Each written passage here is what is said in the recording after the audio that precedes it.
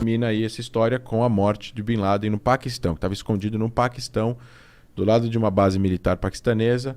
Tem até aí toda a teoria de conspiração de que o Paquistão ele joga a todos os lados, ele conversa com os Estados Unidos, conversa com o Al-Qaeda, conversa com o Talibã, protege o pessoal do Talibã, ajuda aqui, fala, conversa com a CIA. Então você não sabe muito bem que lado o Paquistão está nessa história.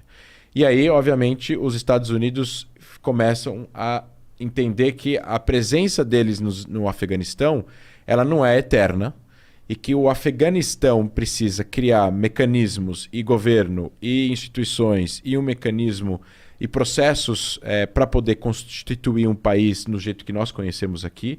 Então, assim, os países naquela região são países muito patronais, feudais, existem poucas instituições, as pessoas que trabalham nas instituições são pessoas muito arcaicas, você não tem grandes participações políticas, não tem nenhuma cultura democrática, não tem um judiciário independente, não tem livre imprensa.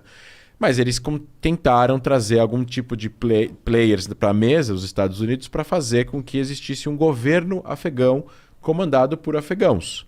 E foi isso que aconteceu. Houve eleições, uma pessoa foi eleita, existia um parlamento, existia uma bolsa de valores que negociava alguma coisa que o Afeganistão produz, seja minério, etc. e tal. E esse governo precisava constituir uma força militar para poder proteger a soberania do país, uma vez que os Estados Unidos um dia iriam começar a retirar essas tropas gradualmente do Afeganistão até um dia que eles fossem embora. E no meio desse caminho existe uma decisão política americana. Essa decisão a gente quer continuar no território, né? Os Estados Unidos vão querer continuar no território porque eles vão somente combater o terrorismo e fazer contra-insurgência dentro do Afeganistão e fora do Afeganistão, desses grupos, ou eles estão lá para fazer nation building, o que a gente chama de construção de nação, construção de Estado, ficar 50 anos, 70 anos para ajudar o país a se constituir. Desenvolver o país. Então, como não havia muita cultura nacional no Afeganistão, e quando eu falo união nacional, a gente está falando de cultura nacional, identidade nacional, as pessoas se importarem umas com as outras, mesmo que elas não se conhecem, porque elas falam a mesma língua, ou porque elas são da mesma religião, ou porque elas são todas afegãs. Essa identificação com a bandeira, que é o que nós sentimos quando o Brasil joga a Copa do Mundo contra a Argentina, que é essa coisa forte, eles têm menos. Talvez eles tenham, quando joga o Afeganistão, eventualmente jogando a Copa do Mundo. Mas isso é uma coisa muito escassa. Eles identificam mais com a tribo. Exato. E aí, quando você tem uma dificuldade nacional, quando a união ela é fraca e você tem um grupo muito forte que é muito influente, domina muito as ideias das pessoas e até mesmo por coesão ou por ameaça, acaba conquistando território, assim, o Talibã nunca foi destruído. Então aí as pessoas perguntam, mas esses 20 anos que os Estados Unidos ficaram lá, eles não tiveram a oportunidade de destruir o Talibã? O Talibã estava escondido nas montanhas do Afeganistão, nas cavernas dessas montanhas, nas vilarejos inacessíveis do Afeganistão, que você tem como chegar apenas com um guia e com um 4x4 e olhe lá, às vezes a pé. Porque é 80% montanhoso. Não tem infraestrutura, não tem estrada, etc. e tal. Então, mesmo que os Estados Unidos quisessem, eles teriam que investir em infraestrutura, levar pessoas de helicóptero, soldados a pé. Iam morrer milhares de pessoas para eles simplesmente colocarem como objetivo destruir o Talibã. Eles teriam que ocupar o país inteiro, assim, propriamente dito. Quando existem forças militares em outro país, eles não estão ocupando todas as fronteiras, ou todos os postos de controle, ou todas as bases militares. Eles estão dentro da capital, eles estão conversando com o serviço secreto do país, eles estão conversando com o exército, mas existe lá uma força X de pessoas.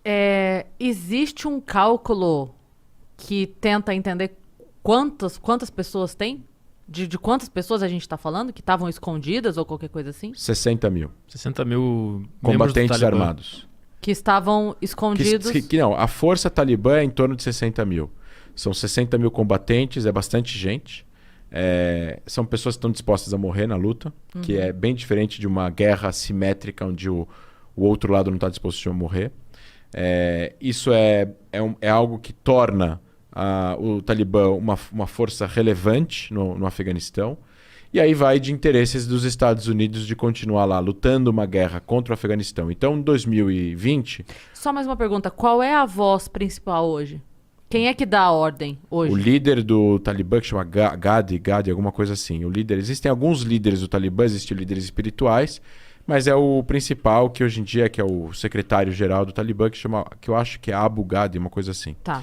Esse cara, esse grupo, estava já controlando 60%, 70% do Afeganistão. Há meses atrás já tinha sido divulgado que 70% do Afeganistão estava já sob controle do Talibã.